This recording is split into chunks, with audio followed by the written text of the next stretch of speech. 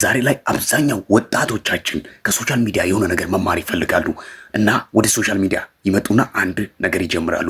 ሲጀምሩ ከዚህም በዚህም ሌላው ይመጣና እኔ እኮ በክሪፕቶች ከረንሲ እኮ ስኬታማ ሆኛለሁ። ሌላውም ደግሞ በዚህ ይመጣና እኔ በፎሬክስ ትሬዲንግ ስኬታማ ሆኛለሁ። ሌላው ደግሞ ይመጣና እኔ እኮ በኮፒራይቲንግ ስኬታማ ሆኛለሁ። ሌላውም ይመጣና በዚህ የተለያየ ነገሮችን ይነግሯል። ባያ አንተ በሁሉም ነገር ስኬታማ መሆን አትችልም። በሁሉም ነገር ማስተር ጎበዝ መሆን አትችልም።